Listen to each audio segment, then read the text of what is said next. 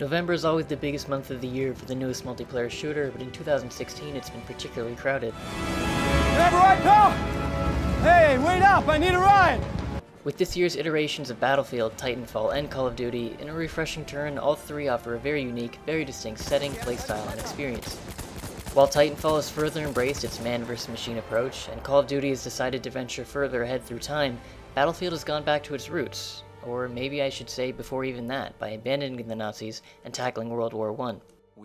Fitting, because it feels like a full-circle culmination of everything great about the series and style of play. One might think that with the adoption of the twitch shooter landscape, with fast movement and reaction times being the keys to success, Battlefield 1 might be considered old-fashioned by the quickly developing, yet arguably disliked, modern standard, but it has delivered the best iteration of its multiplayer formula since Bad Company 2, and set the new standard for visceral, immersive experiences.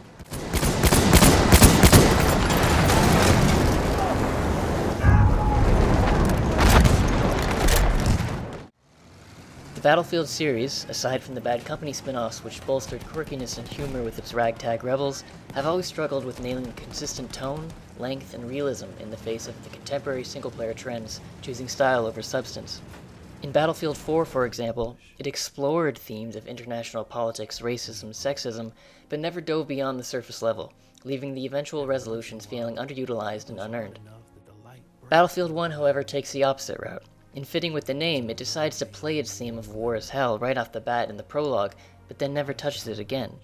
If there was ever a time, ever a war, ever a setting to truly depict how the introduction of technology and mass destruction at best traumatized an entire generation of people, now would be the perfect time to explore that effect on an individual over the course of their deployment.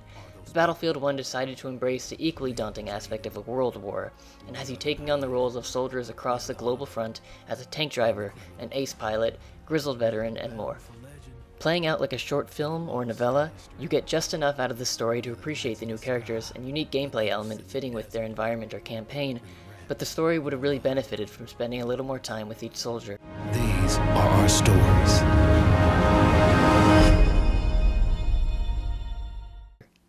All of the characters easily fit into the stereotype of typical roles of war stories. From the baby-faced greenhorn who has to prove himself, the cocksure American who doesn't play by the rules, or the stoic mentor who must unwillingly act as a father figure to a young man in over his head, but eventually growing to care for the boy. It's not just that the scenarios are played out, I mean they are, but it's how the details are presented that sets the quality of a story apart, making it distinguished, but there just isn't enough time in each chapter to develop anyone. All of the eventual resolutions of the young man earning respect, or the old man learning to care, end up feeling unmerited and superficial. While the narrative isn't as good as it thinks it is, you certainly have to respect the writers for trying while dealing with the limitations of the shooter genre, the length of each segment, and the video game medium in general. Although you see, the message had already been sent, my dear. Not the message you would have wanted. There are some interesting set pieces as well, namely sneaking through the trenches of enemy lines with spotlights looming around every corner, exchanging fisticuffs on top of a blimp, or storming a hill wearing a Master Chief-esque supersuit, but they're brought down by some frustrating additions to the base gameplay. Like essentially every game in the world these days, you are now allowed to tackle the free roam levels with an assault or stealth approach, but neither work as well as they should. For example, to compensate for both playstyles, I could raid an enemy base with a grenade launcher and a machine gun mowing down everything I see for 5 minutes, but then hide behind a truck and within 30 seconds the enemy has forgotten I existed.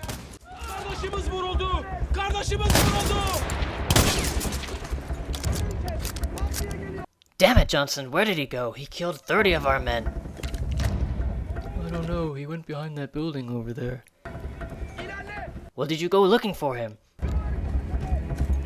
Sort of. Well, he probably realized the princess is in another castle and left.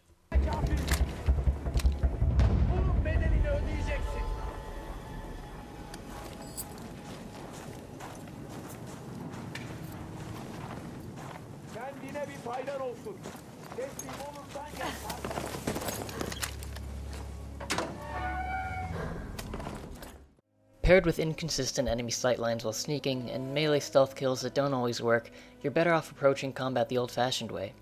But since you're built like a tank even on hard mode, or is it the other way around because the tanks in this game can regenerate health too, you really shouldn't be devoting too much thought to how you engage with the AI. It's too bad, because including the stress that comes with the fear of death, even in a video game, would have greatly added to the theme and horror of the First World War.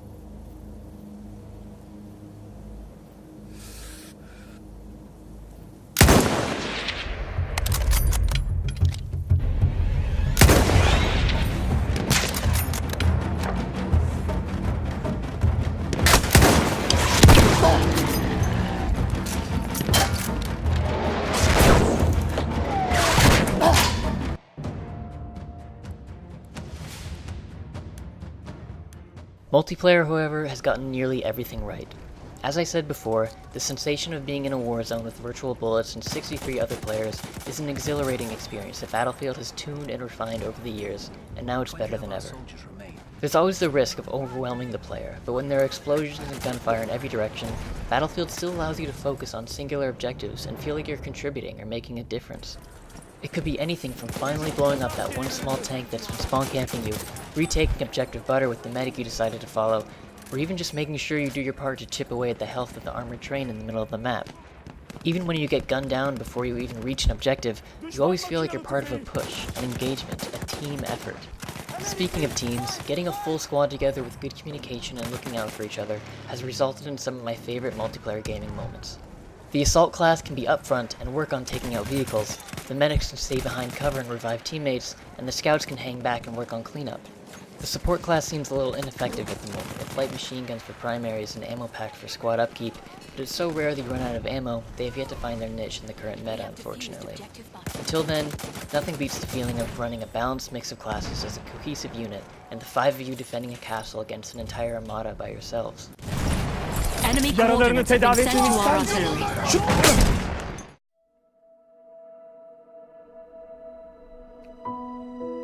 Thankfully, the castles and every other detail of DICE's map design are worth preserving. Levels are absolutely stunning with gorgeous lighting, weather effects, and a surprising amount of variety in setting and locations.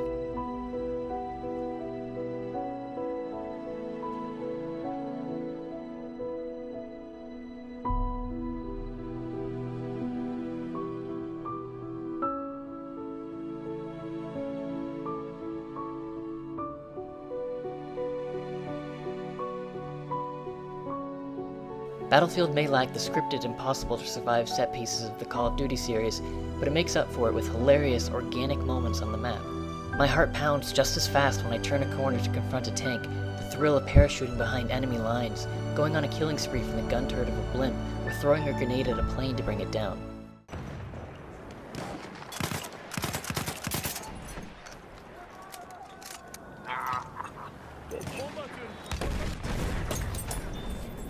Fuck yeah, I threw an anti-tank grenade at that plane and killed it. That's awesome. That is awesome. There's always so much going on, so much organic spectacle as well, that the little details, such as dirt clinging to your rifle after crawling through the mud, or frantically putting on your gas mask while a surrounding teammate warns the rest of you, it's easy to miss in the overall excitement and scale of the battles. And if there's anything Battlefield has done this year, it has increased its scale. A brand new game mode, Operations, has been announced, but so far it's been a little hit or miss. The objective is a mix between Conquest and Rush, as one team advances on the other, attempting to capture 2 or 3 points, which will push the enemy to retreat. The attackers have a pool of lives they take from each other after death, and if that pool runs out, they must fall back and regroup for another round of advancing. If they fail to take every point after 3 rounds, victory goes to the defending team. Overall, it's fun and is the most accurate representation of a large-scale siege, but it can get frustrating at times, due to the attacking teams running out of lives too quickly. Objectives are located in areas too easy to be funneled into on a couple of maps, resulting in 80% of players in the game on opposite sides of one door. On the other side of that door, being on the defending team, sometimes rounds can last forever because other areas, while open, are still too easy to defend. It wasn't a fun feeling defending the remaining 2 capture points for 30 minutes, and then seeing we had another whole round of it after slowly taking away the attackers pooled to no avail.